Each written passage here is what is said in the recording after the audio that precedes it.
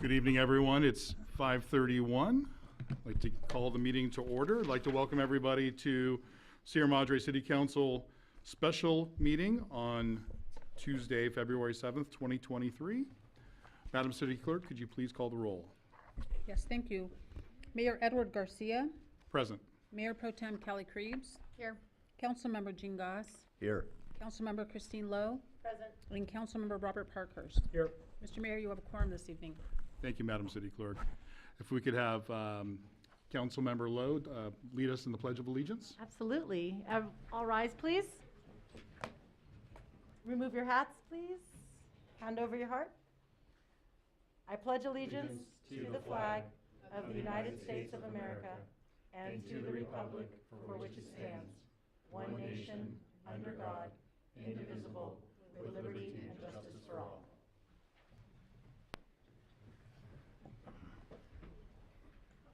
Thank you. It does say in the agenda inspiration, but if you don't have anything prepared, this is a quick, this is a special meeting, that's fine. I can do an impromptu. Okay, if you want to. So this last week, I spent some time with a bunch of new city council members, all down in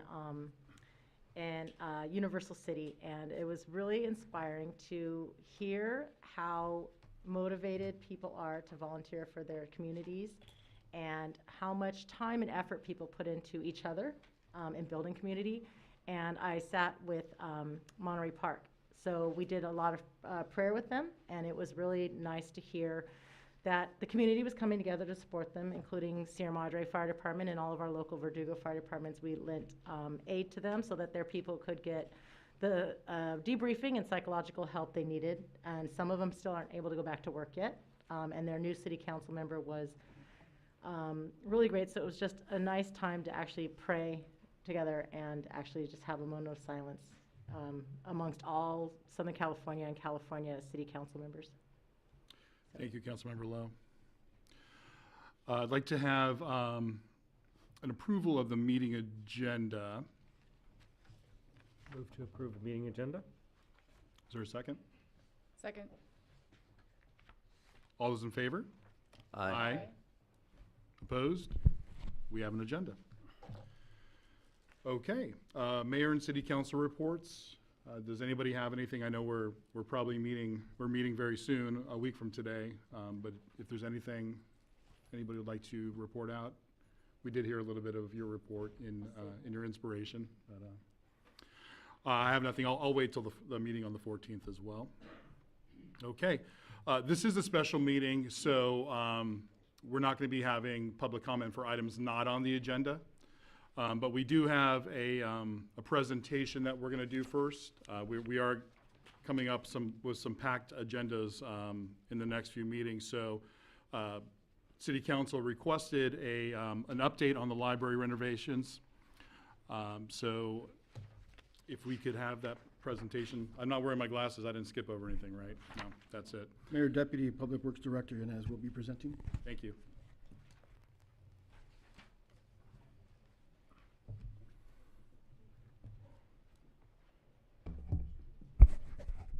Good evening, Mr. Mayor, honorable members of the City Council.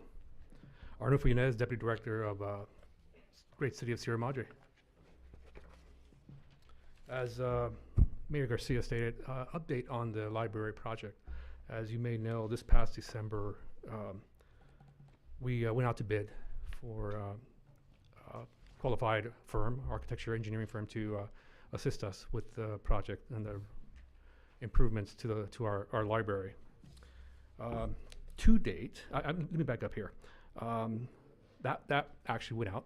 This past January 13th, we had a job walk. In firms that were interested to come over to our city and basically walk through the property, the library. We had exactly about 33 firms that came out. These are very well qualified firms. These firms were from across the country. We had a firm from Boston, a firm from Chicago, and a firm from, let's say, Tallahassee, Florida. So there's it's a great sign. That's the way I see it. To date, as of this afternoon, we've had 165 firms who have inquired regarding our project here. I could tell you that maybe not all firms will submit an RFP, but I do expect at least a good 20 to 30 firms to submit an RFP. That deadline for the RFP is this coming Friday, February 10th at 3 o'clock. So any firms who are interested and serious about presenting an RFP to our city, the deadline is this coming Friday. Once that is completed, then I will gather that information of the RFPs and go through them, analyze which of those firms is qualified. Of course, that means licensing and bonding and all that. And basically, the firm that we feel would be best suited to kind of narrow it down to what we need in our city and what we're looking for. I will share that information with our city manager, Mr. Reynoso, along with our director of Public Works, Mr. Semino. Once that is completed, then we move on to the next phase as far as even breaking it down even further. Cost analysis, breakdown of the services that can be provided. Can the firm provide seismic reporting, topography reporting, materials analysis, all that's involved in an engineering project of this magnitude. Folks, any questions so far? Any questions for Deputy Director Yanez? And I know we have our librarian here as well. Mr. Mayor? Yes. Director Yanez, can you tell us a little bit about your experience with libraries? Have you done this before? If so, how many? Can you tell us a little bit about those types of projects that you've worked on? Yes, sir. I'm very proud to say that my background in civil engineering has been locally. Started my career here in the city of Monrovia. I'm very proud to say that the fire station to the south of Monrovia is one of my projects. Specifically for libraries, the city of Santa Fe Springs. The library and the Civic Center. I assisted in that project as a young assistant engineer. And then with my last employer, which was with the County of Ventura, City of Camarillo, and with the City of Oxnard. So I could say 3 libraries under my belt. Anything else, Councilmember Parkhurst? That's it. Thank you. Okay. No other questions? Okay. Thank you for your presentation. Thank you, Jim. Thank you, ladies. Thank you, everyone.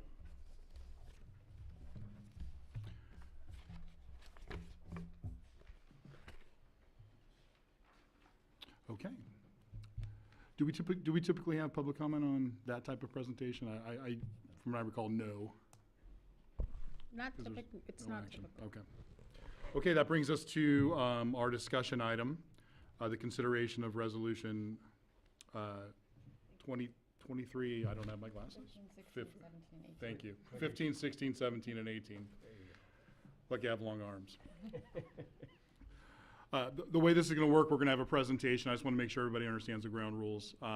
We received a ton of public comment via email.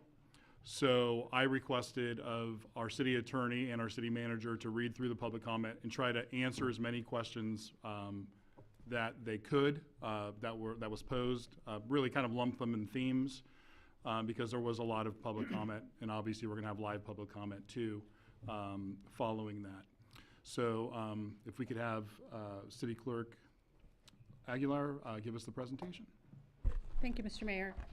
Just to summarize how we've gotten to where we are today, the City Council at their September 27th meeting adopted ordinance 1461. Approximately a week or so later, on October 3rd, proponent Barbara Valturo submitted an intention to circulate a petition and asked the city attorney to prepare a summary, which was done within the legally prescribed period of time. Those signatures were submitted to the city clerk's office on November 10th in advance of the deadline, and the results were certified by the city council on January 10th. At that time, the city council was provided options for how to move forward with the results of the petition. The petition was found sufficient, and the city council was asked to either repeal ordinance 1461, to decide to hold a special election, to hold an election at the regular meeting, or to to give direction to the city attorney to prepare an analysis of the impacts of repealing ordinance 1461. The city council at that time on January 10th opted to consider all the options and come back to a special meeting on January 12th. And at that meeting, the city council was asked to postpone a decision and not select an election date. And the city council instead decided to provide the city manager with direction to negotiate with parties related to the circumstances of the referendum. At the January 24th meeting, the city council once again met, and that was at a regular meeting, and was again provided the options and asked to give city staff direction on how to move forward. The city council directed staff to return with documents preparing to call for an election on May 9th, 2023. This evening, city staff is presenting those resolutions to the city council for consideration. Resolution 2315 is a resolution calling and giving notice of a special election to be held on May 9th.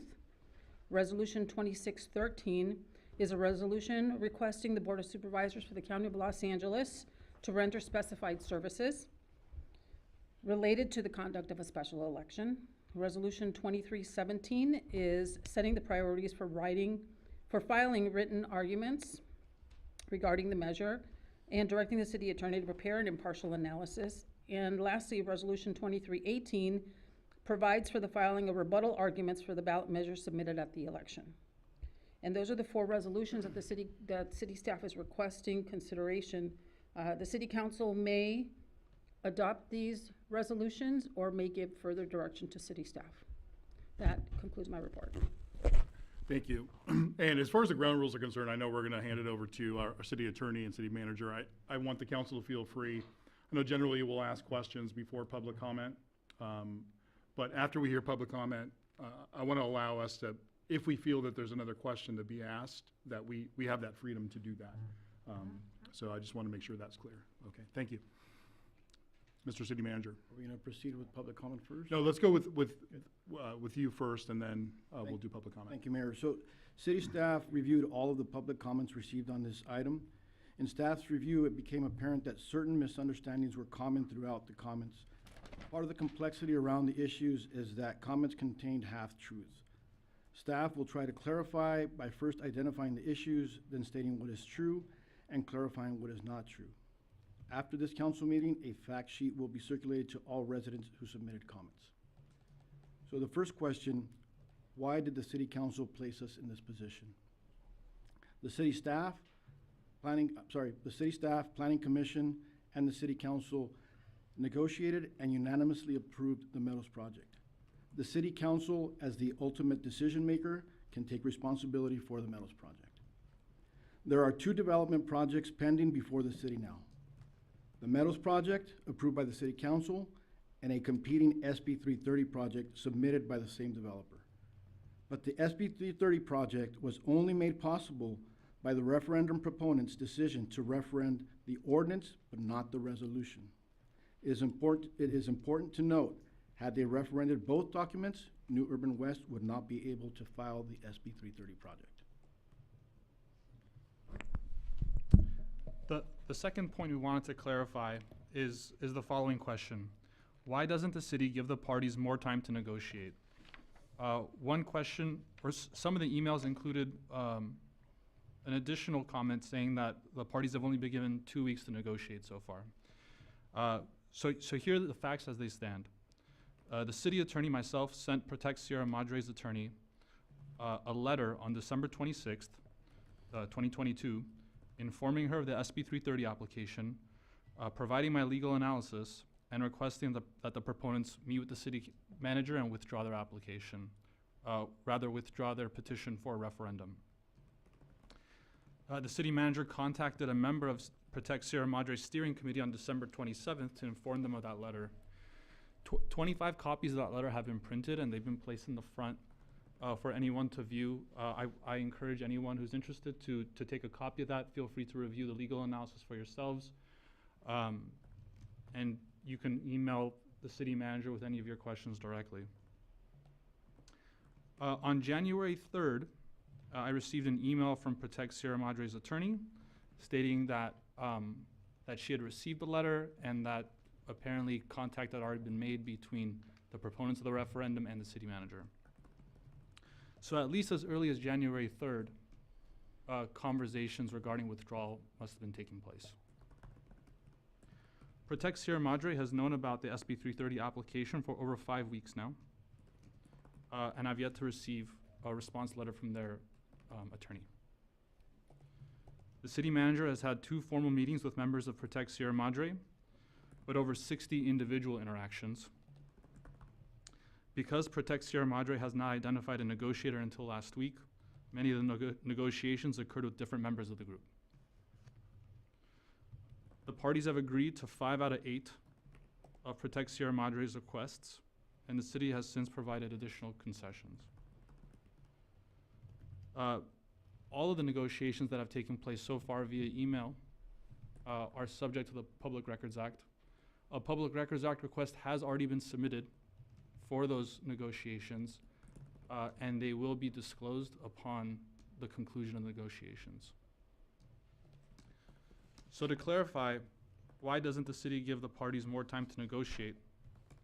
What it comes down to is that the developer has stated that they will no longer negotiate after February 10th, which is 88 days after the May 9th election. And the city manager can talk about why that date was chosen. Thank you. Next question is, why is the city going along with New Urban West proposed election date? The city council ultimately sets an election date. At the January 10th meeting, city council certified the signatures of the petition and considered options for setting an election for the referendum. The county informed the city that there's an election scheduled on April 11th. Setting the election on that date would save the city an estimated $75,000 to $100,000. The developer wanted the earliest possible date, which was April 11th. The city council decided to postpone the election beyond April 11th to allow both parties to negotiate in good faith for a withdrawal of the referendum to avoid the SB 330 project. New Urban West first stated that the election had to happen in June to proceed with the Meadows project, then apparently under pressure from their investors, pushed the timeline to May. Staff was able to negotiate the May 9th date. There is nothing stopping from New Urban West from pursuing the SB 330 project now and essentially abandoning the Meadows project. There is no benefit to the city in calling an election after May 9th because New Urban West will be proceeding with the SB 330 project, and the city will have to process an application just like the Meadows project, only slightly more dense and without any of the negotiated benefits. Protect Sierra Madre will also lose out on all negotiated concessions. So the fourth common question we received was, why doesn't the city council set the election for November 2024? I think maybe half of the emails we reviewed asked that same question. Why not November 2024? So what is true is that the city council may consolidate the referendum election with the November 2024 general election. That is a possibility. And doing so would significantly decrease the cost of the election. However, there's no point in doing so because the residents won't have an opportunity to vote on the Meadows project. The developer has made clear that if the city council doesn't set the election for May 9th, then they'll be proceeding with the SB 330 application. If they proceed with the SB 330 application, the city's gonna be required to process it. In all likelihood, the SB 330 application will be fully entitled before November 2024. So before the residents even have an opportunity to vote on it, this other project will be fully entitled. So the whole election will be moot. So there wouldn't be, so while theoretically November 2024 is an option, practically speaking it isn't.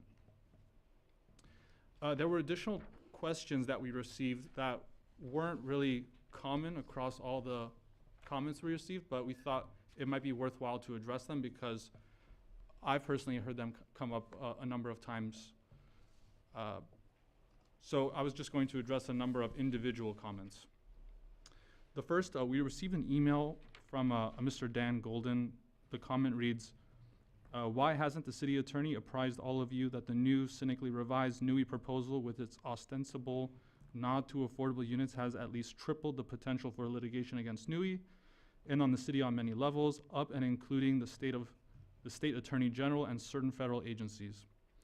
Our office is not aware of any threat of litigation coming from the attorney general's office or of any federal agencies. Again, we have copies of the city attorney's analysis on this issue available for members of the public. I believe the city manager said he's going to post it to the transparency portal. If Mr. Golden or anyone is aware of any litigation risk, please contact me. Next, we received a question from a member of the public which reads, in this instance, we would seriously, I'm sorry, wrong comment. We received a comment from Mr. Edward Miller that reads, in fact, under SB 330, the City Council has the power to require NUI to propose their development until it meets general plan, or if they do not, they can reject the proposal if you had the will to do that. Again, as noted in my analysis in the letter I wrote to the attorney for Protect Sierra Madre, that's the whole point. The SB 330 project has deprived the City Council of the design and discretionary approvals that we used to have. The city can't simply ask or require the developer to repropose the development, and we won't have the opportunity to reject it if this comes along, assuming it meets objective standards, which currently, according to planning staff, not having completed their review fully of this project, but for the most part, 95% of it meets all development standards.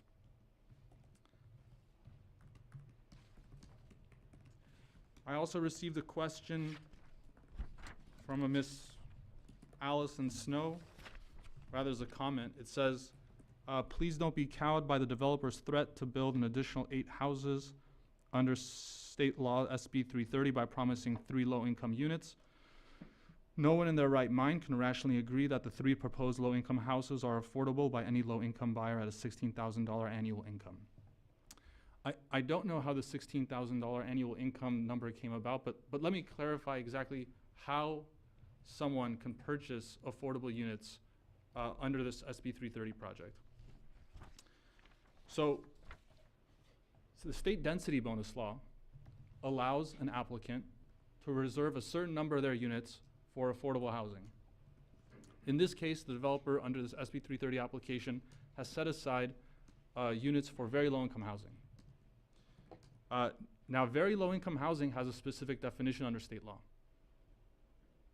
To be eligible for very low-income housing, you have to have 50% of area median income. That calculation is already done for us by HCD. There's a chart online. I just took the number from the chart. It says in LA County, the area median income is $91,100. And for a family of 4, the very low income family of 4 makes no more than $59,550. So if you make up to that amount or less, you qualify as very low income. Now, once you qualify as very low income, then they have to determine what you're going to pay for this home. So what they do is they have to figure out, and that affordability has to be for a 55-year period under state law. It's right here, sir. The calculation is 30% of gross income at $59,550, and they get the calculation for a 55-year period to be something like $1,488 per month. And then you have to go back and see at current interest rates, including taxes and insurance, what can they sell the house for to someone that can only afford to pay $1,488 per month. The number that I got from the developer is $240,000 is what they're going to sell the house for. So they would sell the house, they would build it, sell it for $240,000 at a loss so they can build more units, avoid the concessions they're going to pay to the city in terms of net zero water payments, renovations to the public facilities building, et cetera. And so in the end, I don't know what their calculation is, if they come out on top or they're losing money on that transaction, if it's worse for them. But that's practically speaking how this is going to be done in a for sale transaction. This doesn't prevent them from also offering those homes that are set aside for very low income as rental either. They still have that option under density bonus law. But if they go for the for sale route, they're gonna sell it for something like $240,000. And that concludes the majority of the questions we received, the answers to the questions. Thank you, City Attorney and City Manager. Let's bring it back to council with any questions before we go to public comment. Mr. Mayor? Yes. Just to follow up on that last point, Alex, the effects of qualifying under the density bonus with the very low income housing has other effects as well. You've reported out to us before. One being that it allows the developer to make certain requests for variances or allowances that would, although you mentioned that the city staff has determined that the current application, for the most part, qualifies under our existing objective standards, that the availability of the density bonus would allow them to ask for variances of those very standards, correct? Right, so the density bonus law, and first let me say, the density bonus law is a state law.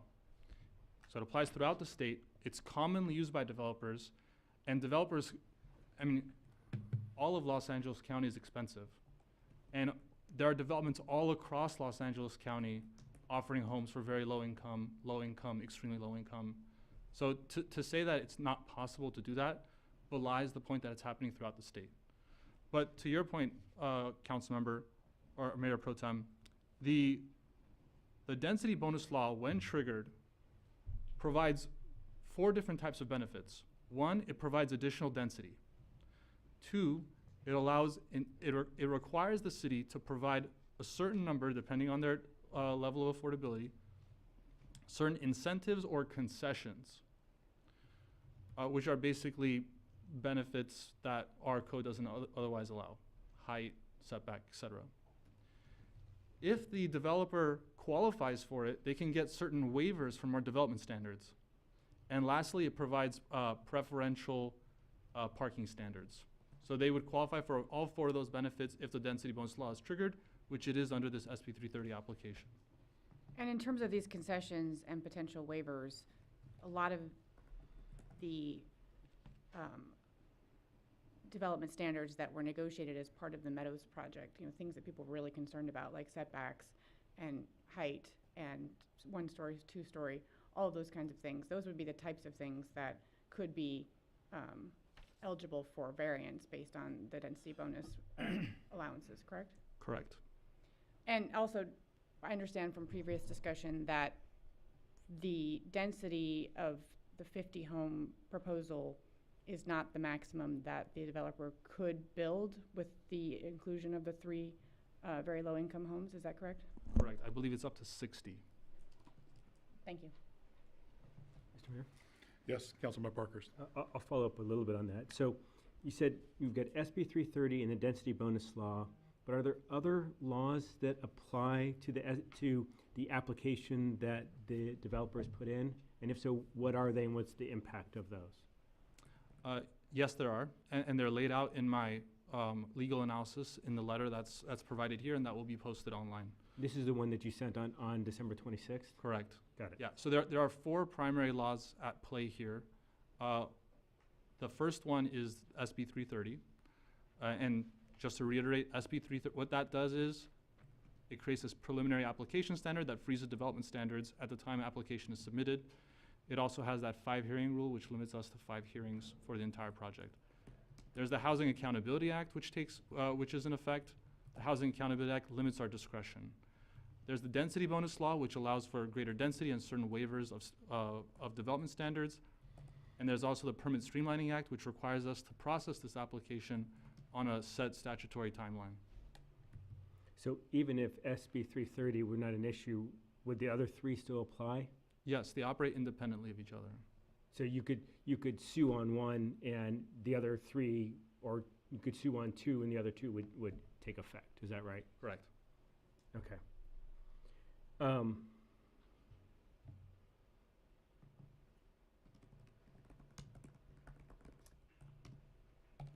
Mr. City Manager, can you tell us a little bit more about the conversations you've had with the developer? Like, kind of, what is it that, what type of conversations you've had, how many, tell us about this last month in the conversations with them, and what they have relayed to you and what you've been able to discuss with them and negotiate with them, to the extent that you can.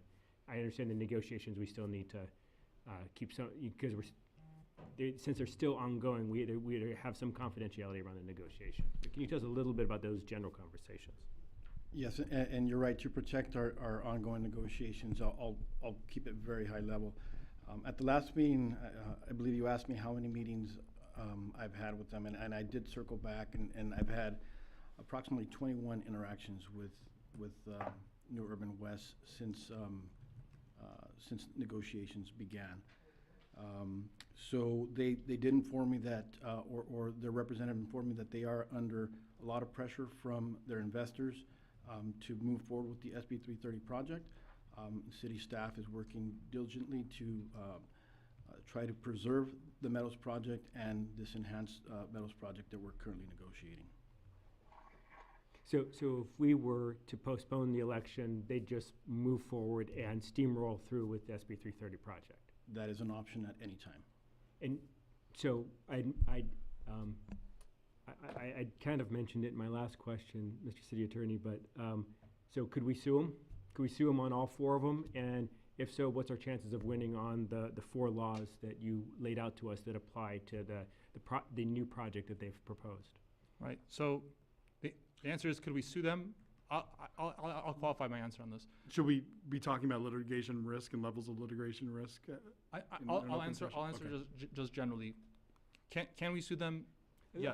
Hold on, let me rephrase it. What type of pushback do we have on these? So maybe I'll broaden my question to say more, other than just suing. We had one letter that came in, as you summarized, we could just reject the application. You've said that that's not an option. So I'm curious on, we've got this we've got this new project application. I don't like calling it an SB 330 because there's 4 laws to deal with, that we have to deal with. So this new application that's in, how can we just ignore it? How can we fight it? How can we not consider it? What are our options to push back on this new application? So a lot of the email correspondence I reviewed often noted that, they've been residents for many years in the city, and, they've opposed, a lot of them have opposed prior development projects, and they're concerned why the city council doesn't oppose this specific one. And frankly, it's because the circumstances have changed in the past 25 years. A lot of state laws have come down. SB 330, Density Bonus Law, Housing Accountability Act, Permit Streamlining, these have all been significantly amended just in the past 5 years, and they're all more developer friendly. It's much more difficult in California to defend any project that qualifies as a housing development project as this does. So I'll limit my answer to that, council member. I'd like to comment that I think you are violating the Brown Act. If you look at the agenda, which was the resolutions, you're talking about SB 330, which is not an agenda item. They haven't even put in, it's a preliminary application. I don't understand how that is relevant to what is being discussed tonight. Thank you, Dr. When Newhausen. you're doing it. So why are we doing it? Because we received public comment from yourself included, and my goal. But you've never read public comment before. Tonight you choose to do it? Are you serious? I'm serious that You think I've never read public comment? Have I never met with you in person and discussed issues? Public comments, ever since this whole project have started, have not been read. Point of Ms. order, Mr. Aguilar Mayor. has told Yes, us the the number, but they please, haven't been the purpose read. the purpose of this exercise is to give the public a voice, because these were questions that came to us. That's the absolute purpose of this exercise. So if you don't want your public comments ever Well, let's see, you considered? never answer questions of public comment, so this is just like, sort of beyond the Order. pale. Yes. We're not in public comment. we are not in public comment, that's correct. Please. But it doesn't, you're violating the Brown Act. SB 330, I don't see it on this agenda. This was posted Mr. 24 City hours Attorney, ahead of time for a Mr. special City election. Well, so then all the public, I know, but so then all the public comment regarding, if you come up with public comment regarding SB 330, you want me to shut you down, is what you're saying? If people are talking about the vote, that's what they're talking about. Again, point of order, Yes. we are not in We are- public yes, comment yes. now. Thank you, Dr. Newhousen. Mr. City Attorney, are we violating the Brown Act? The referendum decision is in part driven by the SB 330 application and the negotiations that have surrounded this application. So I think it's probably within the scope. Thank you. I have one more question. Yes, please. This one is a really specific one. And in Resolution 2315, we state, it states that, I guess it's the title of it, it says, calling and giving notice for the holding of a special municipal election to be held on May 9th, 2023, for the election of certain officers as required by the provision of the laws of. So is officers accurate? Does that need to be different when we're considering this? It is, the resolution is not for officers, it's for, it says, the agenda report reads, for holding a municipal election to be held on May 9th for the repeal of City Council Ordinance 1461 as required by the provision of the laws of the State of California relating to general law cities. It's not for the holding of offices. Okay. So there's a typo in the analysis then, and it's correct in the resolution? And I assume, City Attorney, you've reviewed that. I just want to make sure we don't, if we vote on something tonight, we're voting on the right thing. And I'm assuming this was just a typo, so. I'm not sure what you're looking at. I am looking at page 6 of the agenda packet under analysis, the second paragraph. And it's page 2 of the staff report.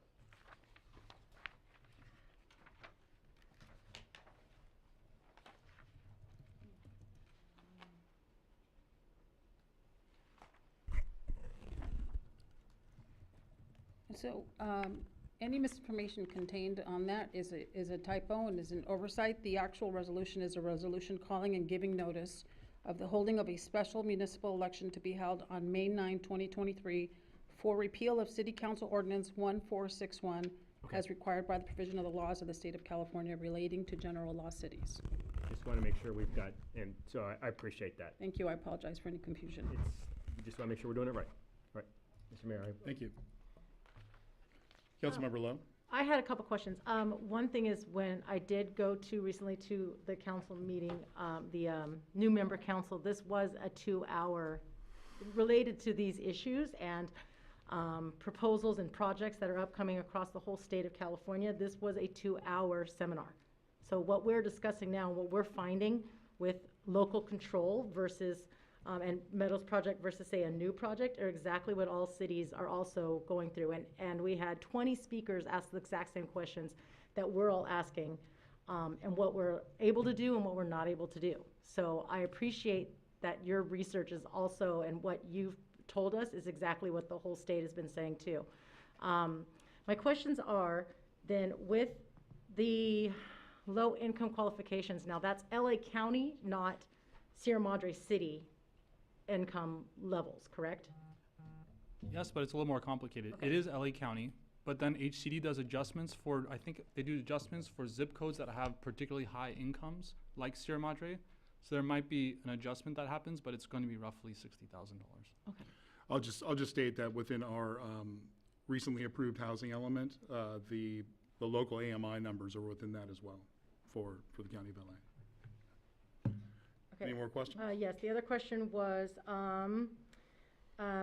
what was the estimated cost, because it's not zero, anytime we have any election with a ballot measure at all, what was the estimated cost with a November 2024?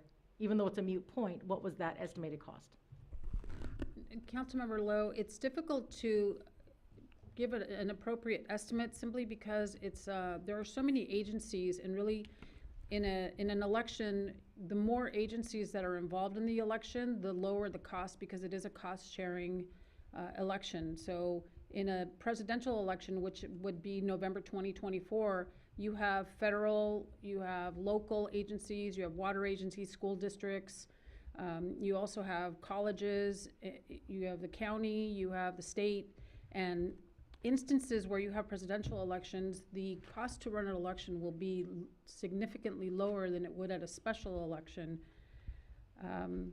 I would estimate that it would be about between $100,000 and $150,000. I can say that confidently, because that's what it's been in the past for presidential elections.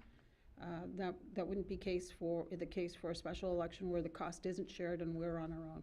So if we did hold it, say, November 2023, and the developer wasn't going to pull the Meadows project and we were voting on this referendum, it would be in November 2023 as well as November 2024, anywhere from like $150,000. In any time in 2023 would be considered a special election, and it would be close to 400,000 anytime in 2023. Got it. Thank you. Any more, Councilmember No, Lowe? thank you. Councilmember Goss? I have no questions. Mayor Pro Tem? One other question that I think at least came in one of the public comment, was this, and I've been a little bit confused about it as well, is that the notion, as we've said a couple of times, that the alternative application that's been submitted, the SB 330 project, as we've been calling it, 50-home project, that could be, that has to be processed over, on a statutorily prescribed timeline, even though it's competing essentially with an existing approved project for the same property. And there's been some debate about whether the developer could theoretically abandon the Meadows project and just, pursue the SB 330 project. You've stated that, I think publicly, that, it's a matter of disagreement between you and the proponents' council as to whether that's possible. But I guess what I'm asking is that I'm not sure the ability to withdraw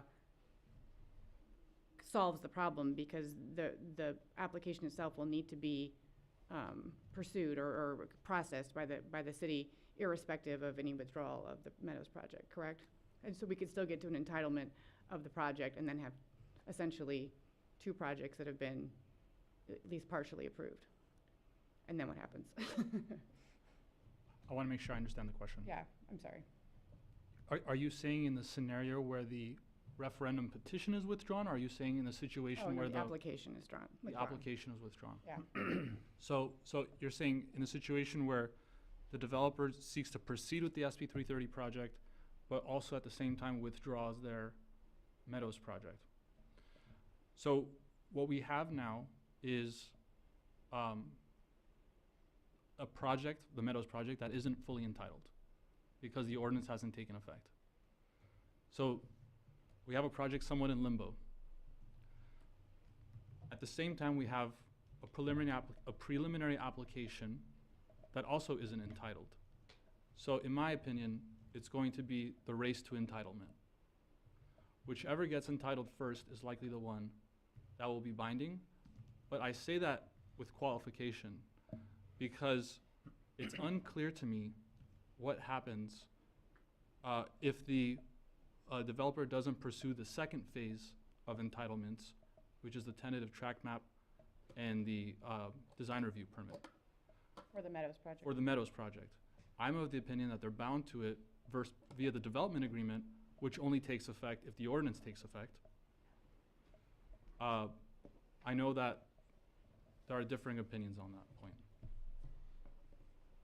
But if we were to then get to a point where the SB 330 project has been processed in the time frame that's required and gets entitled, I think as you just stated, you feel like at that point we'd have two proposed projects, one of which is fully entitled, one of which is not, and I guess the race would be won. Correct.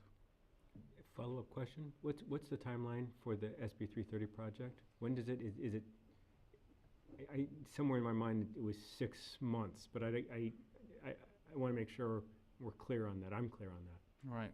There are a lot of factors that go into this.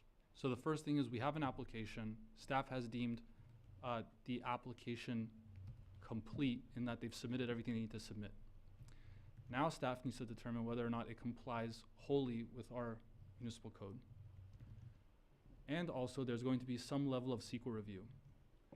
What likely won't happen is a full EIR. Because this SB 330 project is so similar to the Meadows project that they likely won't need a full EIR to proceed. They're going to need some lesser review. And what that lesser review is still hasn't been determined. But that lesser review might not require full recirculation of an EIR and full comment. If that's the case, this project is done in less than a year. If it requires recirculation, it might take longer. How long? I don't know. It's going to depend on the timeline for recirculation and for them to do the necessary environmental work. But it wouldn't be done by May 9th, so it's still, Would not be done by May 9th. okay. Thank you.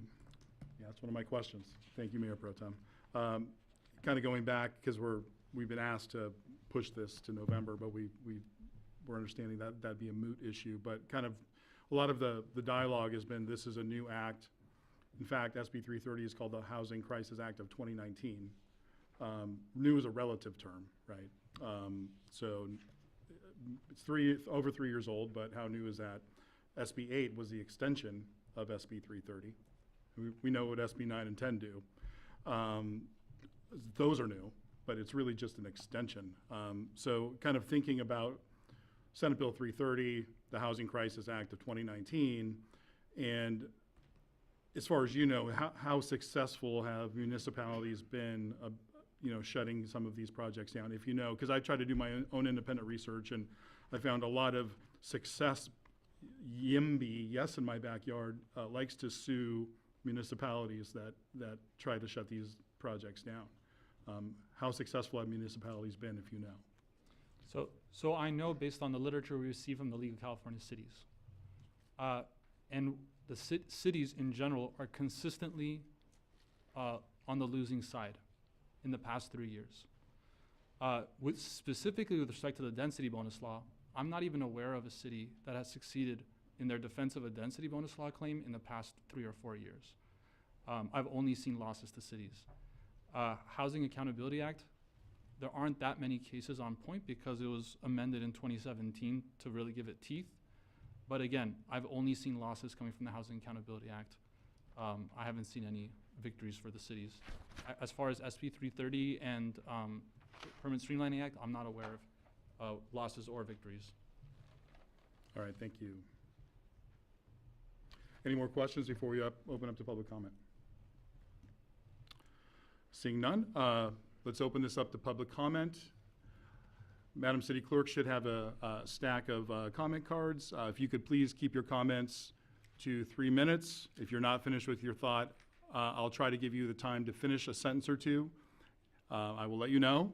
And if you continue, I will ask you to please stop talking.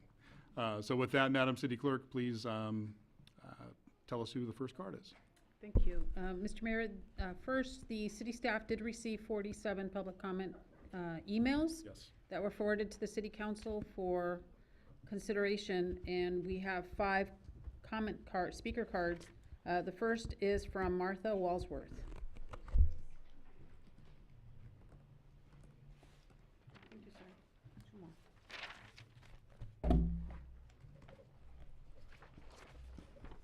Good evening, council members. Thank you for all your efforts on behalf of our city. For the past approximately 2 years, I have attended many meetings in regards to the Meadows at Bailey Canyon project. I've listened to everything that was said by both sides and campaigned on behalf of no on a Measure HR. At the city council meeting on January 10th, several members of the Protect Sierra Madre group talked about how much support they have received with the signatures for their referendum. If you strong arm or coerce people into signing your petition, that is not people supporting your issue. That is people asking you to leave them alone. The voters of the city defeated Measure HR by a good margin, and their vote should be heard. We have been dealing with the issue for years now, and it is time to move on to more important matters for our city. The Planning Commission, the City Council, the Fire Department, the Chamber of Commerce, the Mountain View News, and the voters of our city all opposed Measure HR. They are supporting the City Council's decision to approve the Meadows at Bailey Canyon project. Now the Protect Sierra Madre group is pursuing forth a referendum basically holding the city hostage. Because of the referendum, the developer has submitted another project to the city which would eliminate all the concessions that everyone fought so hard to achieve. More houses, no concessions. If the Protect Sierra Madre group does not withdraw the referendum, it will cost the city around another $300,000 to $400,000 for the special election. This money could be better served for another issue. Thank you. Thank you, Mrs. Walsworth. Mr. Mayor, Gary Hood is the next speaker.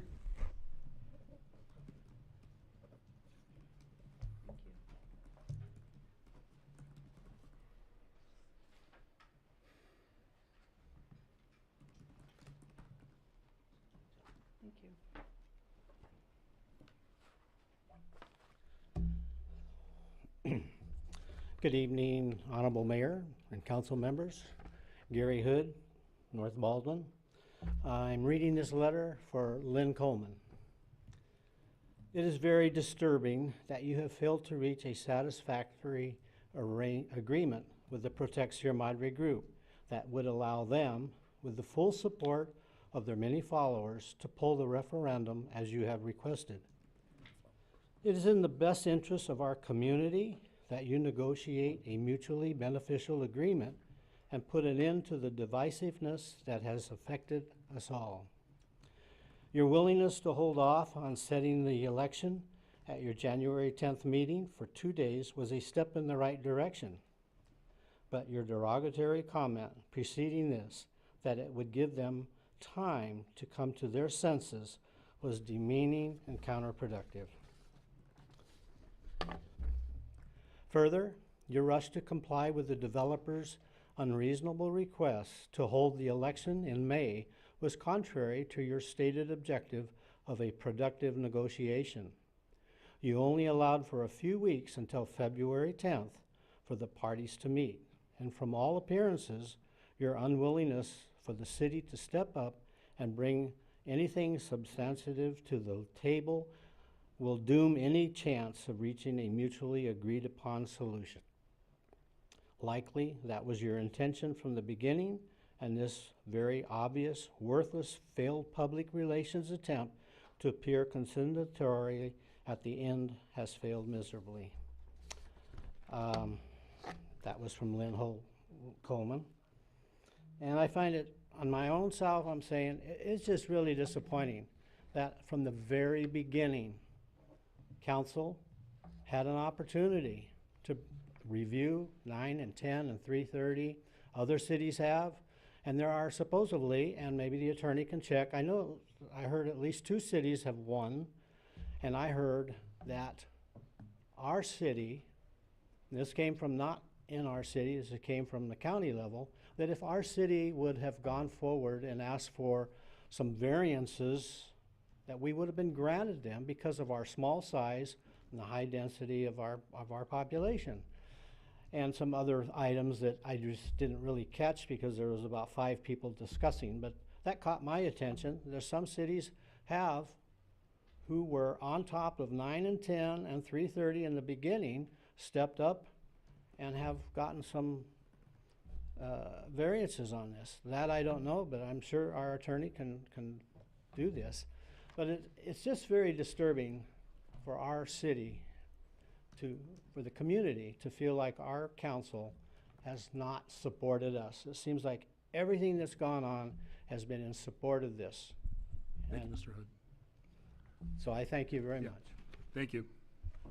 Mr. Mayor, the next speaker is Susan Newhausen, followed by Philip Yao.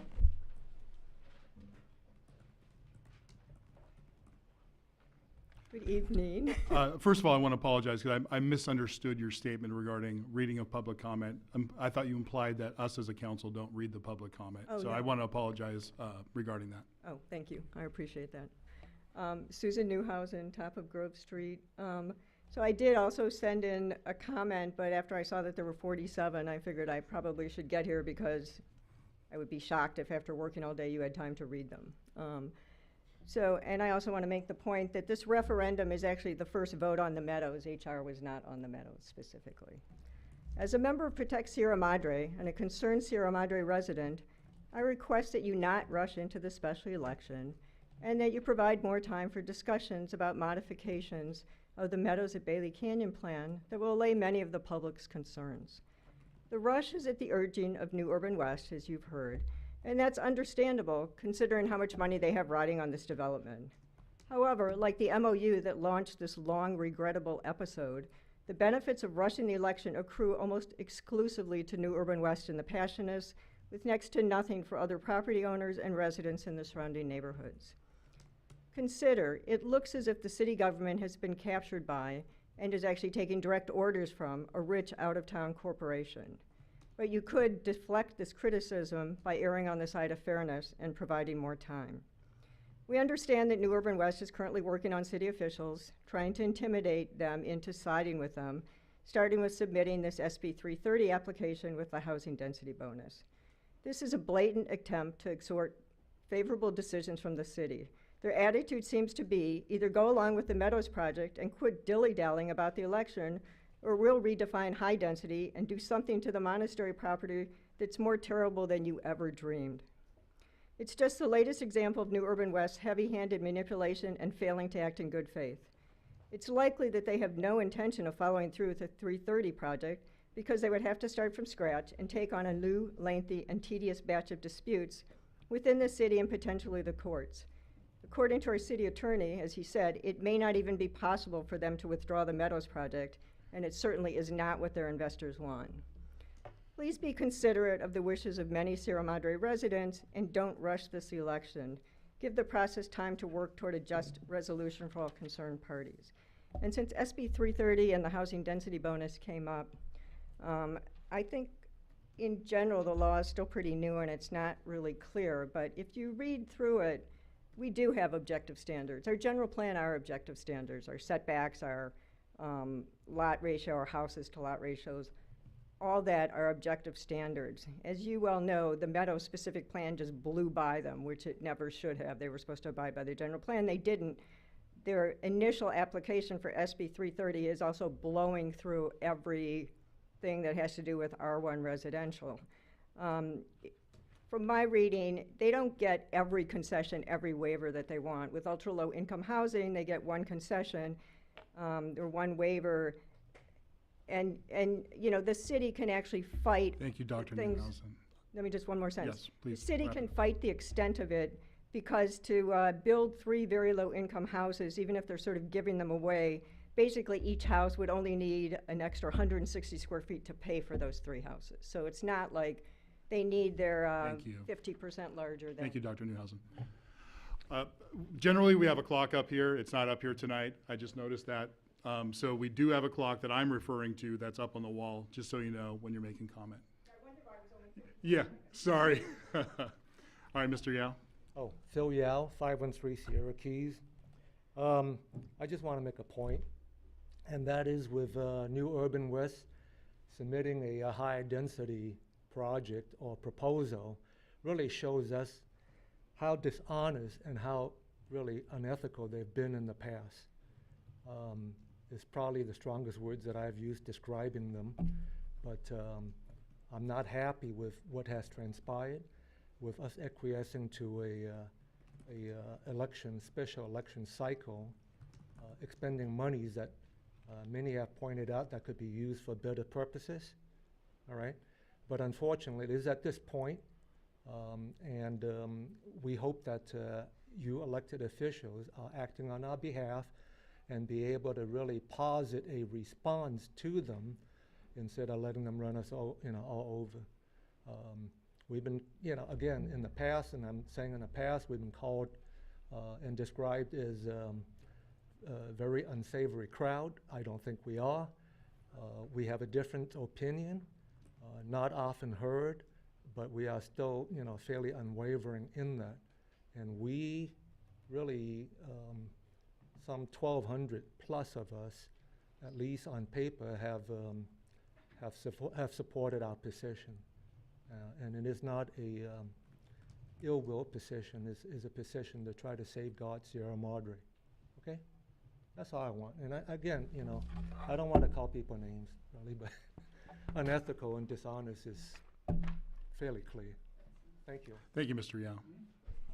Mr. Mayor, it's Howard Hayes, followed by Bob Spears. Good evening. Good evening. I guess none of us were invited to the State of the Union tonight, so here we are. Or Valentine's Day next week, yeah. You know, I had some prepared comments, but I'm not going to use them tonight. Sorry, Robert. Well, I'd like to pick up on something that the city attorney said earlier. You were describing the formula of how a very low income is determined. And correct me if I'm wrong, but I believe you said it's based on the LA County median income, and then you take half of that? You have to direct the comment to Okay. us, and but that's I recall- that's a fair question, and I'll ask the city attorney to follow up after Yes. public comment. Yeah. And I believe he mentioned that specifically, the LA County median income is something like 91,000 a year. So half of that would be like 45,000, something like that. And then he also mentioned that there is adjustments and it can get complicated. Actually, it is not that complicated.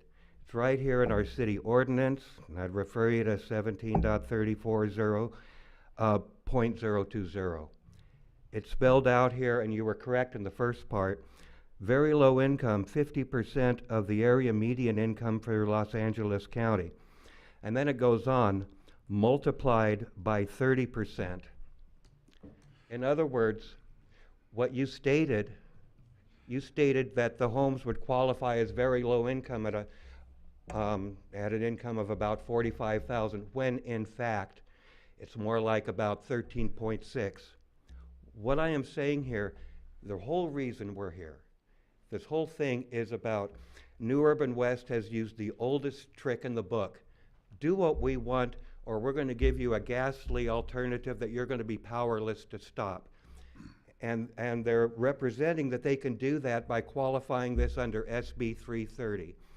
It seems the council has not even bothered to determine what the criteria is for 330.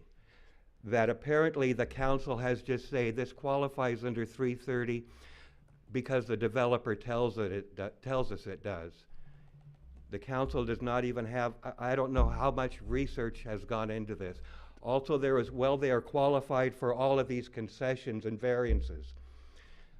What this proposal has, it has 3 houses they claim as very low income. They work it out as 5% of the total number of units. That qualifies for 1 concession. That's the minimal amount, 1 concession only.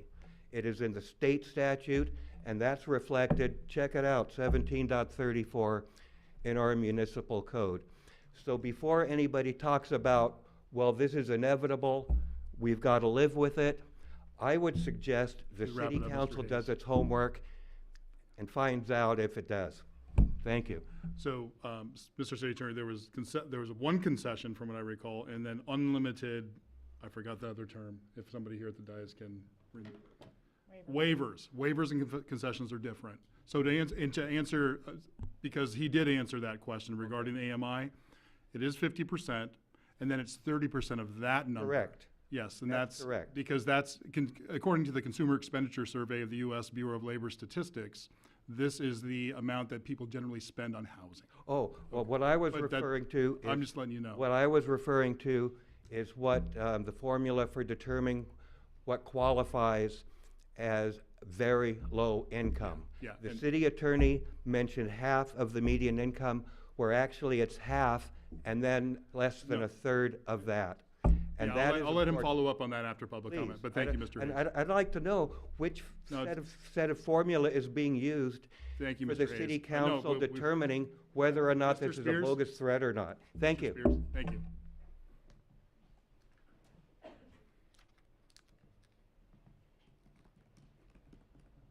Mr. Mayor, it's Bob Spears, followed by Robert Jerde. Mr. Mayor and City Council, you're up against a hard decision. And it involves spending a lot of our hard-earned tax dollars. And I would encourage you to support the process. As someone who was involved for many years in the vetting and the discussion and the very public interactions about this process, I am very concerned that you're being held hostage by people who didn't get their way. We've heard that before.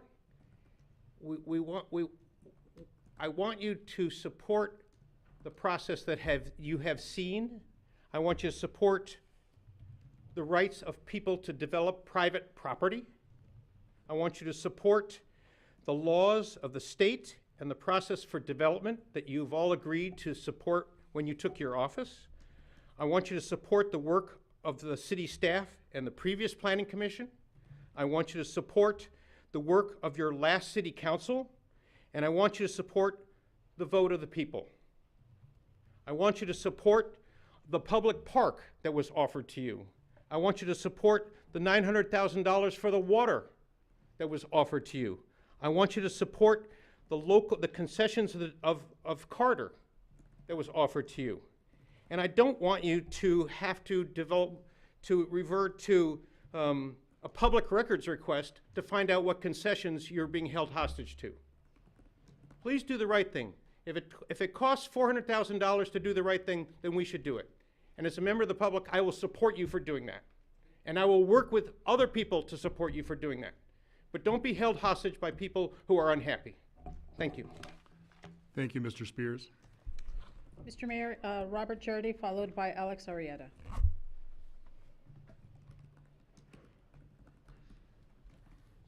Hi, Robert Jardy. This is a price you pay for democracy. The benefits of the Meadows project far outweigh the cost of the election, as wasteful as it is.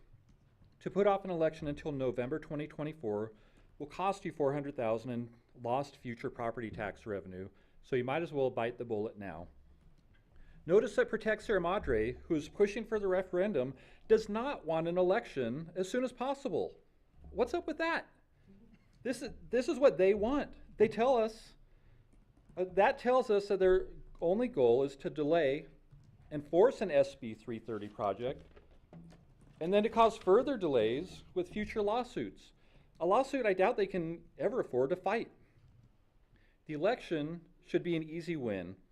The only message they have is more homes and no park. And they soundly lost Measure HR, and Measure HR did refer to the 42 home projects. That was the purpose of it. An honest platform for them would be vote no and give us money so we can sue the developer in the state. Will they even be able to find a lawyer to fight such a losing proposition?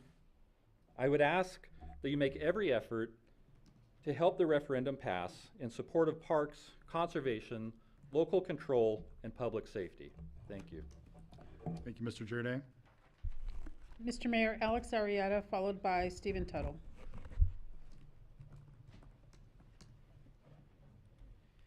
Good evening, Alex Arietta, Edgeview. So I want to clarify a couple of points. A lot of interesting facts stated tonight. First of all, 47 comments, pretty remarkable. 1,200 supporters for the initiative, 1,400 supporters for the petition.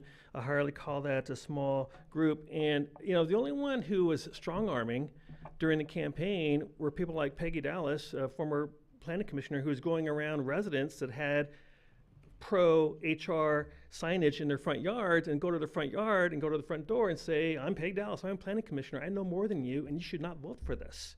That's strong-arming, okay? So, no strong arming on behalf of Protect Sierra Madre.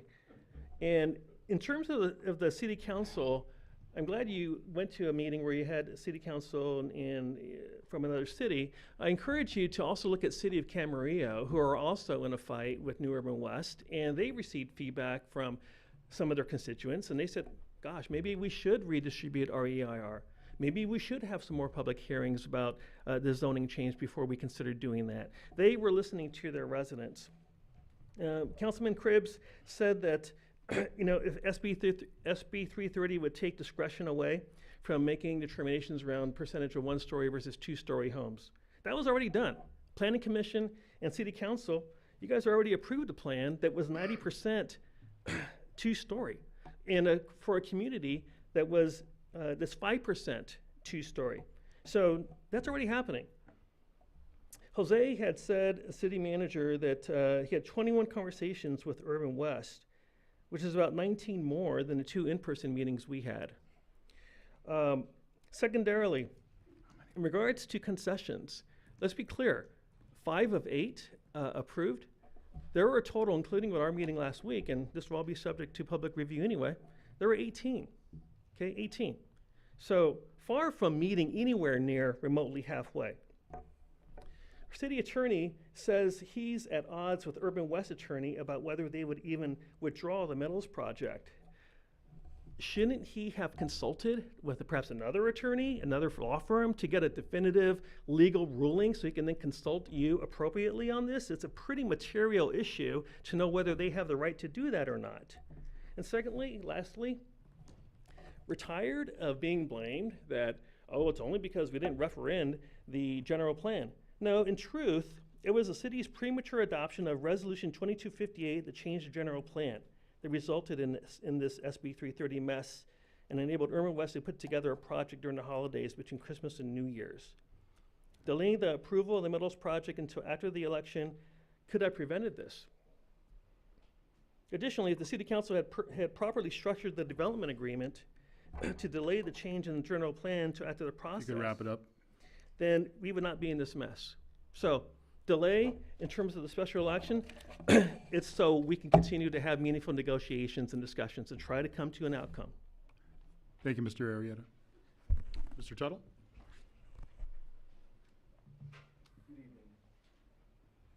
I'm a longtime resident. I live on Carter. I'm a retired fire captain here in town. We've gone through this before with number 1 Carter. It was a very long legal battle, and in the end, they still got their way. So I understand by not going through with 1461, it's probably going to go the way of 330. And you guys forget you live in California, and you voted for the people in the state. The people in the state are saying what can be done in your city. So you need to vote correctly in future elections to prevent this from happening here.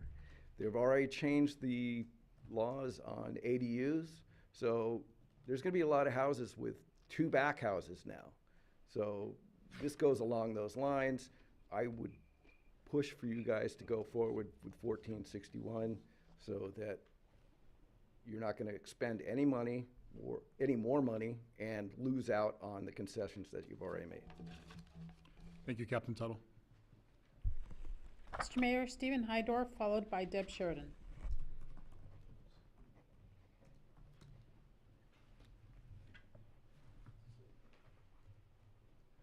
Good evening, Mayor, City Council. Mine won't take 3 minutes. Kind of just want to recap what I understand, just kind of getting into this. I've been flying and fishing. But the voters passed ordinance 1461, and I voted it kind of overwhelmingly. And now we're asking to get a special election to override it. And is it true then, like the city council, we really don't have any say whether this happens or not, if only when the election can be? And if there is a postponement, the developer is threatening to do his, with just bill with 330, and whether that's just a threat or whatever. But anyway, when I look at the elections, it's going to cost about $400,000. I mean, that's a lot of money for our cities. If you kind of work it out, it's about $90 a property. Maybe we can bill for that. But anyway, I'm just here just to say that I support property owners, and I support the right that they can do what they can with their own property legally, and anyway, that's just what it is. But thanks. Thank you, Chief Hydorf. Deb Sheridan.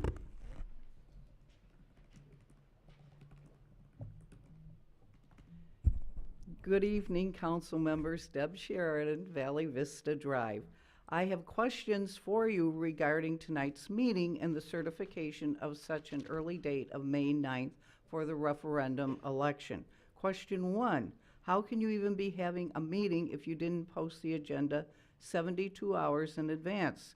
24 hours is all that's needed for a special meeting. Once again, just like September, when you held a special meeting to certify all that went into allowing this poorly designed project to proceed, you are circumventing any pretense of transparency.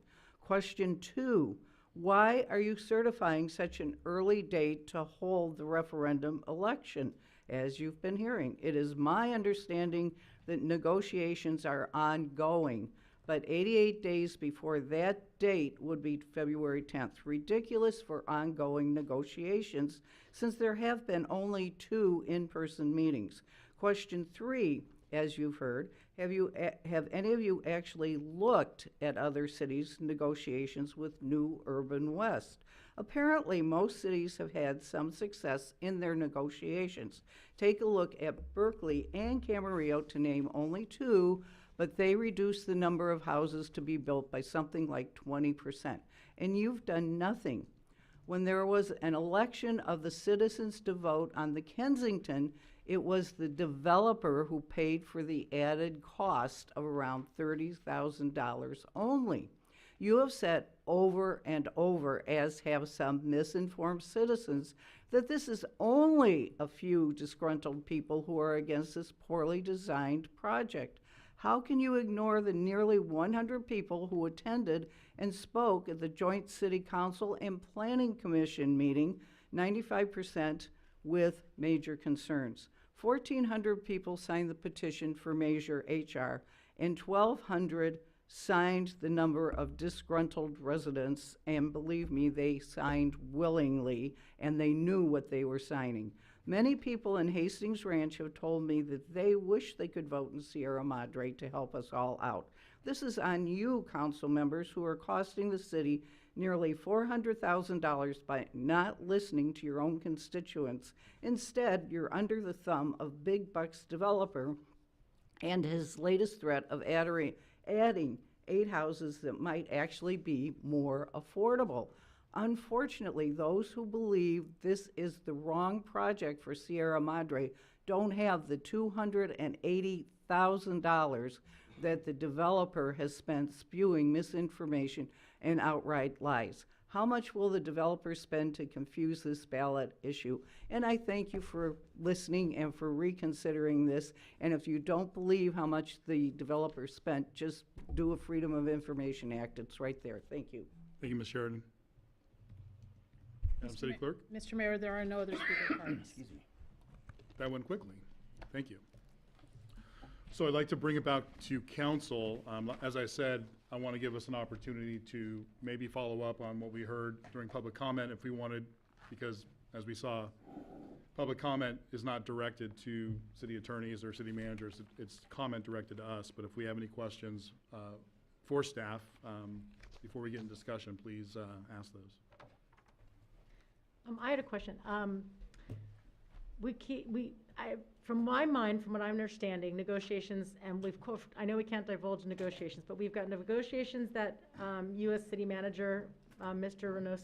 Reynoso make with New Urban West, and those that you're consulting and meeting with Protect Sierra Madre proponents of the referendum. Now, there's never been meetings with all of you, correct? It's only one group or the other. And of that, second question is, how many consultations, meetings, or interactions have you had with the Protect Sierra Madre? So the first question, yes, it's independent. It's either with Protect or with New Urban West, not together. Okay. We had an initial meeting, and a follow-up meeting was canceled and postponed, and then we've had a second meeting. I proposed a meeting schedule, and it was altered because of some conflicts that they had. So to date, we've had 2 in-person meetings. And I've had a number of interactions with at least 4 of the steering committee members that are on the negotiating team. If I could follow up on that, sorry. So it was implied by a public comment that you've only met twice with Protect, but then you've met 20 times or 21 times with the developer. I think you said 60 interactions with Protect and 21 interactions with So the developer? I have not met in person with the developer. I've had roughly 21 exchanges with them, phone calls. And the total with the developer and with Protect is about 60. I've had 2 in-person meetings and about 40 different interactions with 4 different members of Protect. Okay, so you're basically acting as a mediator. One group has some grievances, they come to you, you go to the other side, you talk to them, comes back to you, you go back and forth. So it would make sense that you would have meetings on both sides, correct? Correct. Okay, thank you. Can I follow this Yes. up? Just some clarity. I know the steering committees, there are a number of people on their steering committee. Has it been clear to you who represents them when they're talking to you? I would say that up until last week, I was dealing with 2 members. And last week, I was told to specifically deal with one person that I had not been interacting with directly.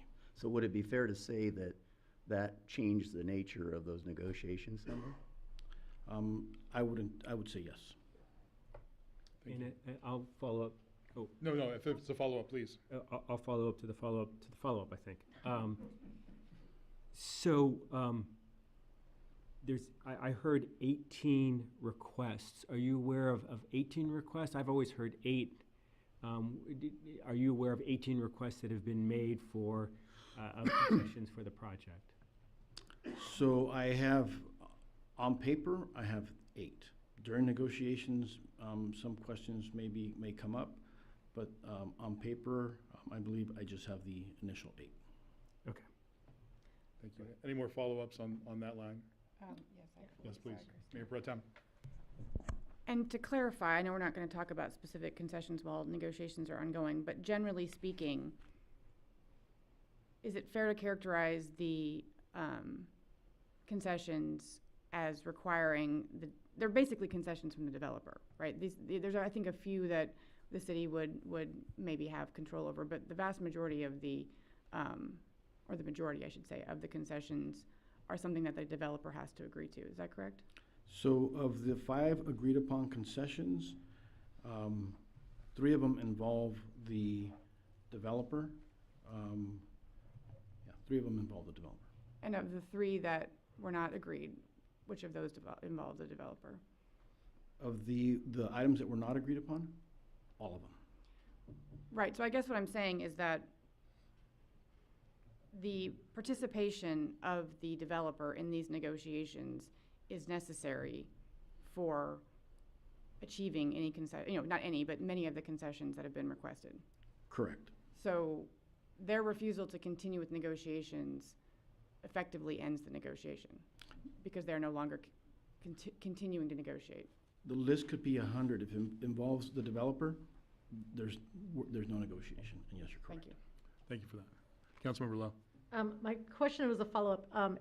I'm new to this, and I'm pretty new to these laws that have superseded our general plans when it comes to, say, a new plan or what was proposed for Meadows Plan. But is this normal?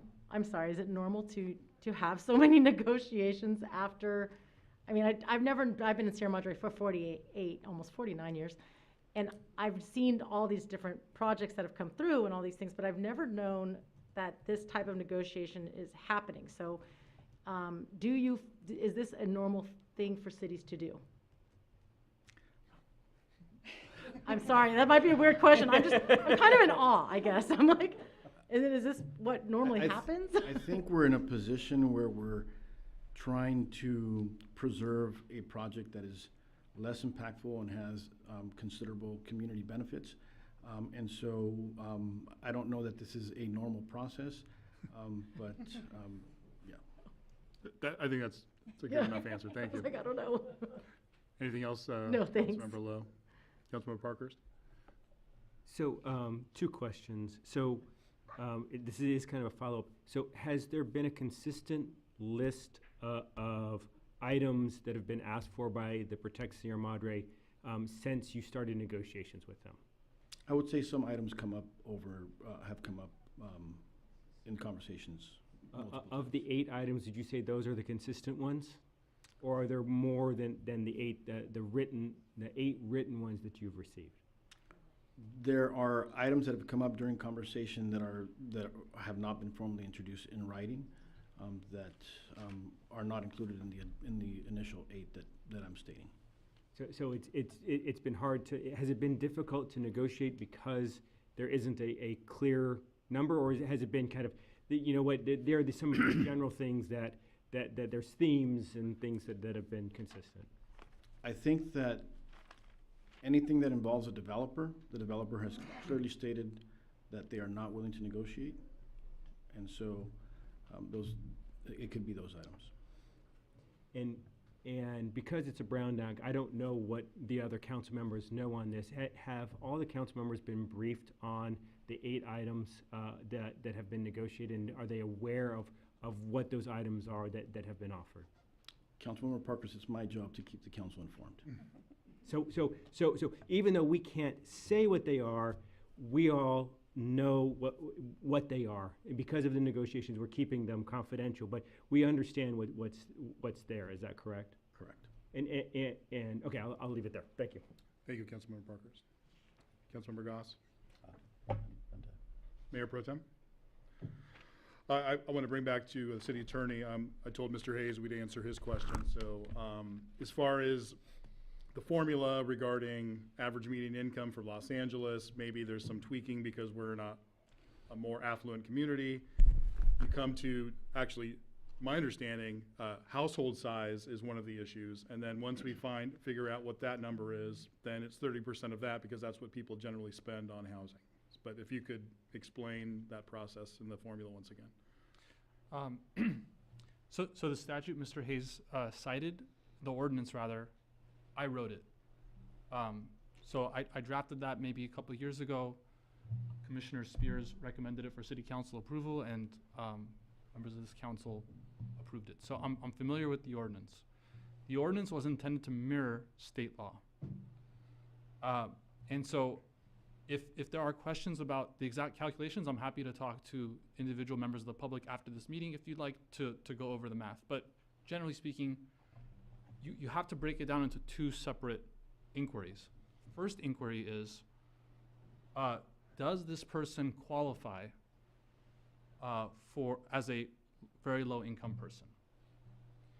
And that qualification, I don't write that into the code. We can't write that. That qualification is a state standard. I have it up on my screen now. It's a document published by HCD. If you type in Housing Community Development, California, very low income, you'll probably get this list. And it says, for LA County, the area median income is $91,100. And for a family of 4, a very low income family of 4 a household is $59,550. So inquiry 1, is this person very low income? Inquiry 2 is what Mr. Hayes was talking about, which is, now that we know this person is very low income, let's figure out what they can pay. And what they can pay is that 50% multiplied by the 30%, which gets you roughly, now the public comments make a little more sense, because the public comments were referring to like a $16,000 figure. And I just did the math really quickly. So based on that 50% multiplied by 30%, I broke it down by month, and I said $1,488 a month.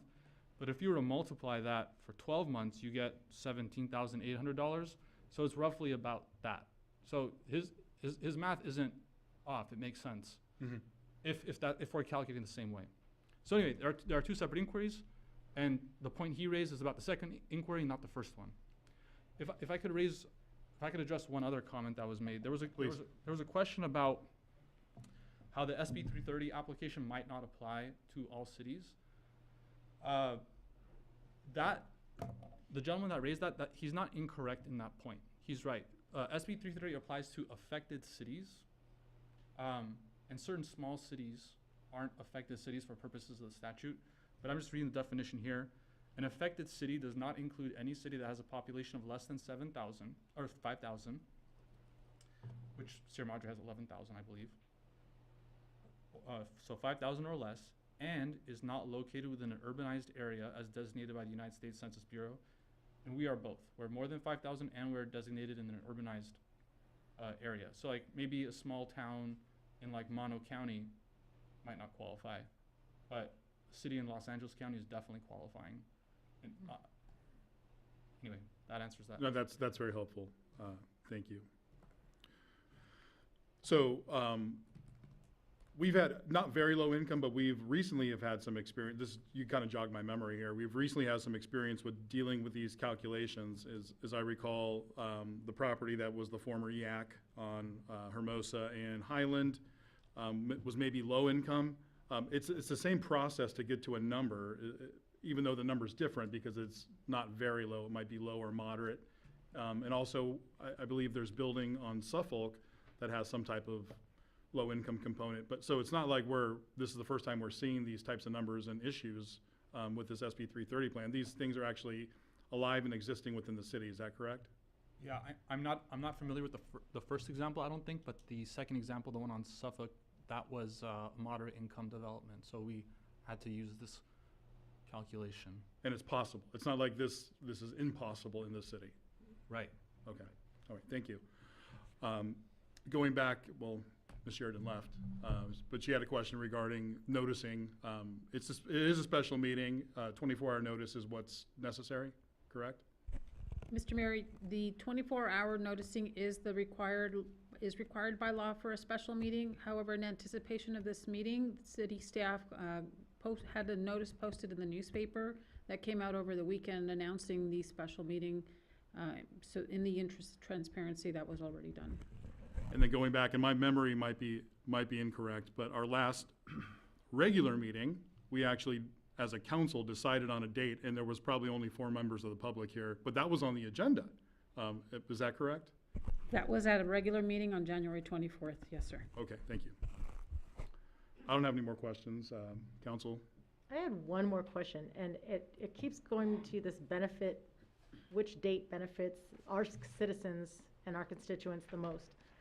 Could you give me a rundown of the benefits if we waited until November 24th, which has been requested? What would be the benefits to our citizens if we had a vote on November 2024, either for city manager or city attorney? And I'm going to make sure this is a clear question. Are you saying like the relative benefits from the Meadows versus the application that we're calling SB 330? What benefits would our citizens have if we waited till November 2024? So the benefit to the residents would be that they would save a lot of money on an election, but the negative would be that they would vote on something that's no longer relevant, an application that's no longer going to be pending before the city. So you're saving money, but you're not really saving money because you're voting on something that doesn't matter anymore. And we still would be spending $150,000, even if we waited till then, because we would be voting on something that doesn't matter, but it would be on the ballot.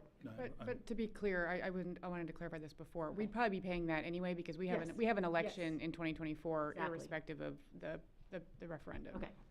I don't think there's much incremental cost with adding a referendum Okay. versus the normal. Oh, okay. Right. The additional cost would be minor, but Okay. the city is scheduled for a regular election in November 2024, and so it wouldn't be that much more to add a ballot measure or two. I got it. And that brings up an important point, thank you, and I want to make sure I ask this directly because it's kind of the game of telephone because I don't talk to the developer.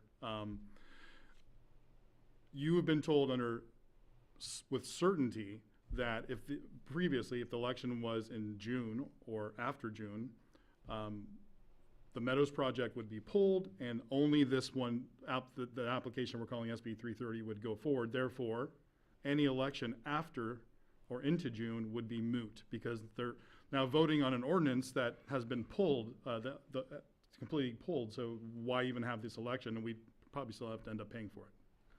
Right. So I mean, just to clarify, the project contemplated in the ordinance would be pulled, not the ordinance itself. Yes.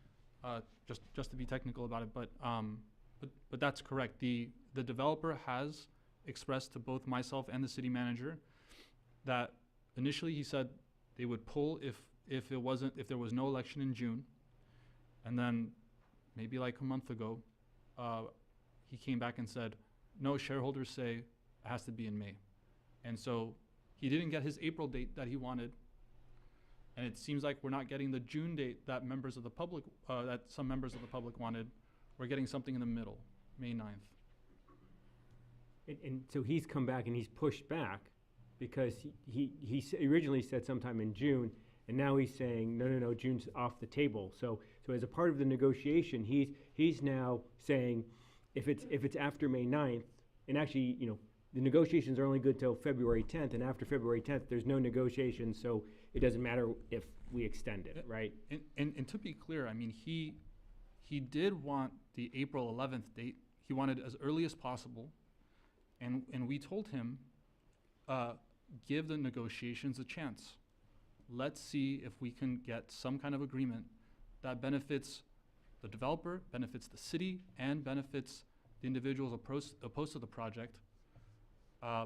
And May 9th is the best that the city manager can negotiate. Mayor Pro Tem. And on that note, because I think there was a couple of comments to this effect, it is your understanding, based on your direct discussions with the developer, that they actually, or their investors, or some faction within their group, would prefer the SB 330 project versus the Meadows project. It is my understanding that it would be a more lucrative project for them to pursue the SB 330. I'm sorry, a more lucrative, yes. Thank you. So I think we've exhausted questions if there aren't any more. I know we went a little different than we normally do, but now would be the time for comments. If any member of the council would like to make comments before we have a motion on the floor. Please. I'll comment. Please. Before I came over here tonight, I had a chat with my wife, as I often do, and she asked me why I've been grumpy for the last day or two, and I told her, I said, well, I was very disappointed because I really had high hopes that we were going to be able to put something together here, and because no one wants conflict and no one wants to spend the kind of money it looks like we're going to have to spend.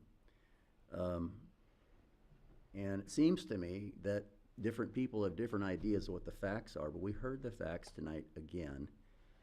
The developer doesn't intend to play ball anymore after February 10th. We have no choice.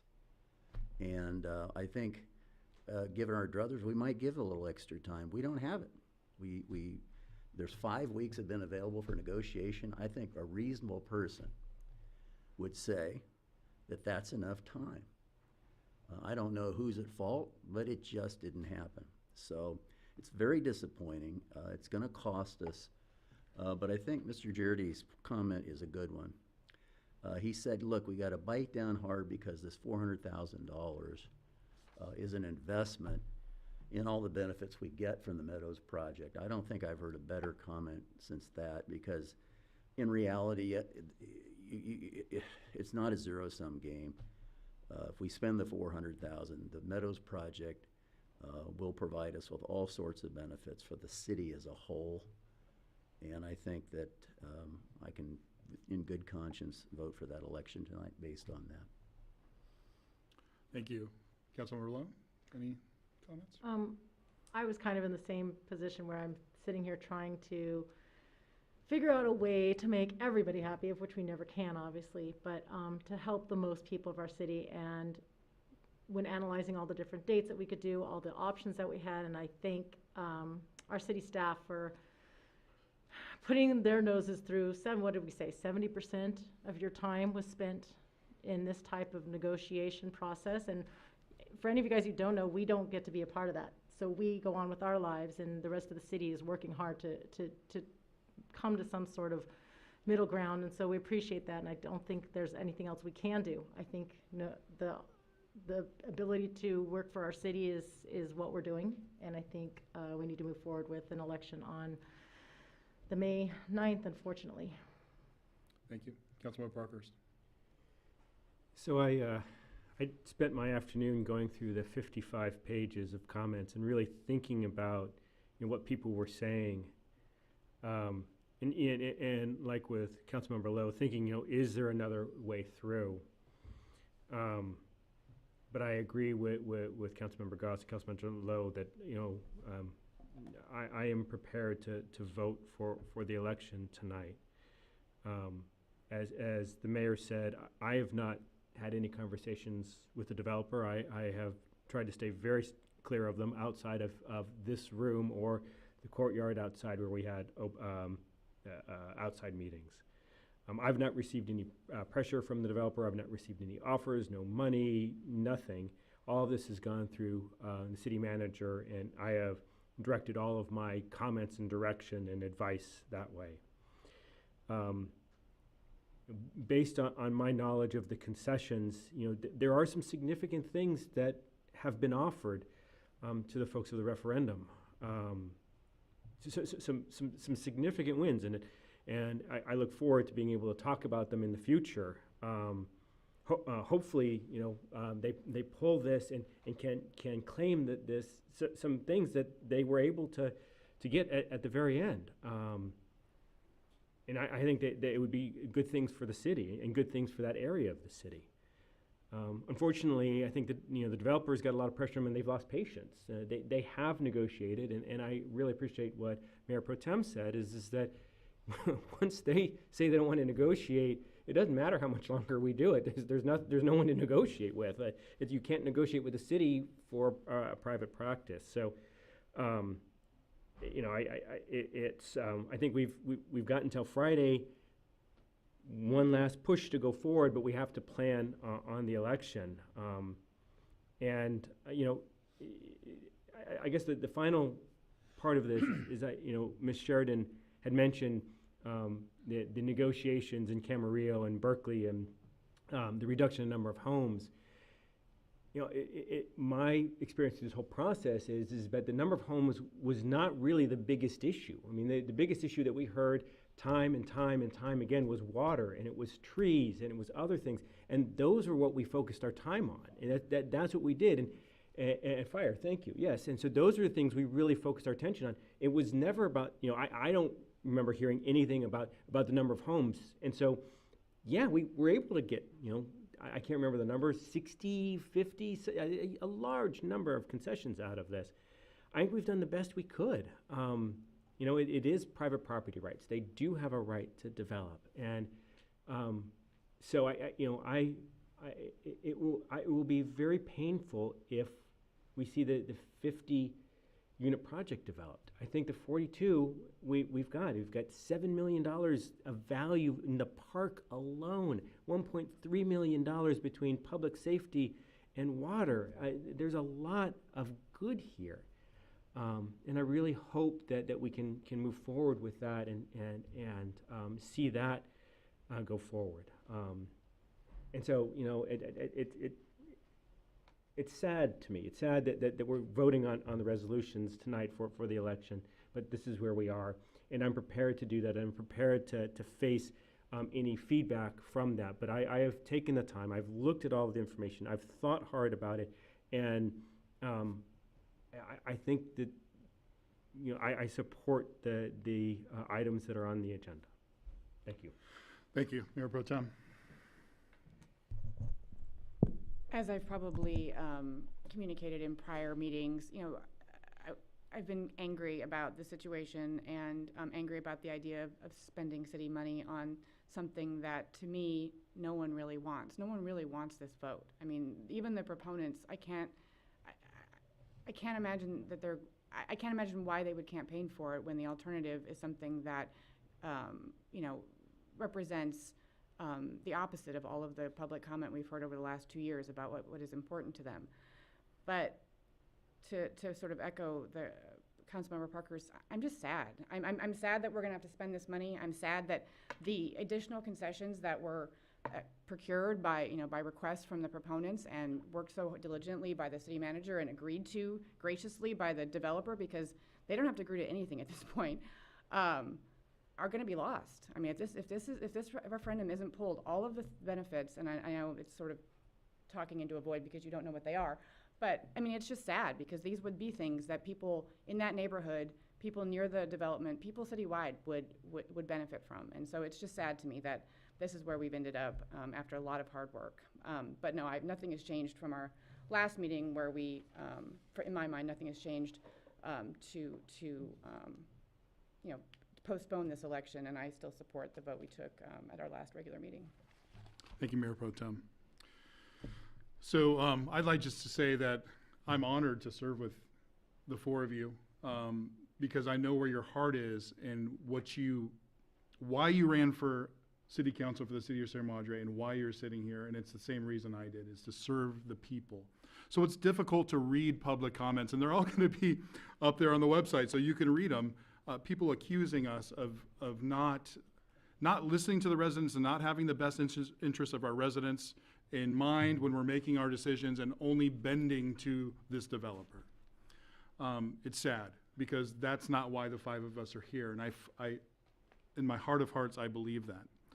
And to echo what you just said, Mayor Pro Tem, these concessions that we know about, these things that are agreed about are probably pretty good for that area. And now those will be lost if there still is time to withdraw the referendum, and those will be lost. And all of that hard work will be gone. And I talked to the city manager the other day, and we talked about 60, 70% of his time devoted to this. And I talked to him in the morning. He said, I've already talked to 3 people regarding this. My whole morning has been taken up by this. So we are wasting not only valuable resources in our time, but the staff as well. And another comment was, I don't believe the council would read these 47 public comments. Yes, I did. I had to get a presentation together for a conference I've been invited to speak at in Memphis, and I didn't do that because I ran to be an elected official on behalf of the citizens. So I'm going to read that comment, and I'm going to forego my actual work that earns me income in order to do this, because I said I would, and I am committed to that. We have been told that New Urban West is a bully. They had worked with the Planning Commission for a couple years before it came to us, and they weren't bullying the Planning Commission, they were conceding to the Planning Commission, giving things up. A bully is someone who constantly does things to you. But now it's to the point where, and I don't have a better analogy, where they're saying, we're gonna punch you in the face and take your money, and it's legal, right? And that's what would happen if this referendum passes, or we set the election date beyond what we're talking about. And they're not being a bully, they're just now standing up for their shareholders.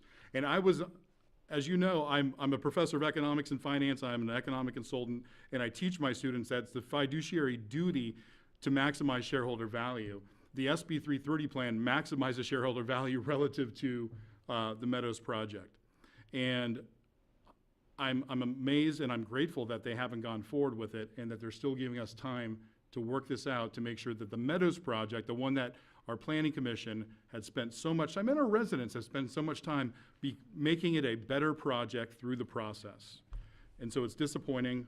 I'm not gonna cast bad words, because I really hope in my heart of hearts, if we do vote and have this election, that the referendum would be withdrawn prior to Friday, because we have worked in good faith, and yeah, that's really what I have. So